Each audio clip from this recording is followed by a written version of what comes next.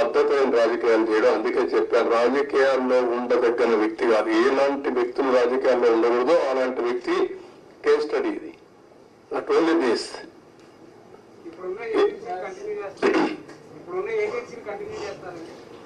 Agency కర్దేవుడు first of all ఏంటిది, ఈ 2 రోజులు మీరు ఆలోచించాల్సింది. తర్వాత ఏజెన్సీ కథ. నేను కూడా ఏజెన్సీ మార్చేస్తా ఎంత నా దగ్గర అధికారం ఉంది, ఒక నిమిషమే. కానీ అది కాదు కదా. ఎట్లా మీరు కూడా ఆ రోజు కూడా ఎవరు మీరు మాట్లాడలా, మీకు భయం, అది వేరే విషయం. నేను మిమ్మల్ని తప్పడం లేదు. అందరినీ భయభ్రాంతం చేసి ఇప్పుడిప్పుడే నేను మీ ముఖాల్లో కొంచెం నవ్వు, ఏదో మాట్లాడతామని ధైర్యం, అవన్నీ వచ్చాయి. ఒక్క వ్యక్తి కానీ ఏమండి మిమ్మల్ని కాదు, నన్ను కూడా అనలేదు. నేను ప్రాజెక్టు కట్టిన వాళ్ళ దగ్గరకు వచ్చి చూస్తానంటే రాకూడదని ఇక్కడే అప్పగించారు కదా. మీరున్నారు సాక్షి, మీరే కదా. ఈవినింగ్ నేను అంత మునుపంతా ప్రజలందరూ రాష్ట్ర ప్రజానీకాన్ని రమ్మని చూపించాం. ప్రౌఢ కింద ప్రైవేట్ బస్సులు పెట్టి చేయించాం, భోజనం పెట్టి చూపించాం. ఎందుకు? ఇది ప్రజల ప్రాజెక్ట్. ఇది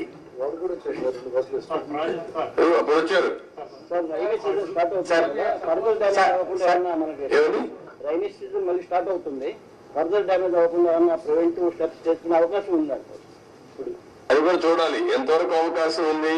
ఇప్పుడు నీళ్లు రావు ఫర్దర్ డ్యామేజ్ కావడానికి, ఎందుకంటే స్వీపేజ్ లో వస్తాయి. ముందు వచ్చినంత ఫోర్స్ మొత్తం నీళ్లలో వచ్చేసాయి కదా. ఆ నీళ్లన్నీ వచ్చి డయాఫామ్ వాల్ మీద పడి సుడిగా ఎక్కడికక్కడ కిందన పైన సుడి తిరిగేసి మొత్తం కొట్టేసింది. Sir sir sir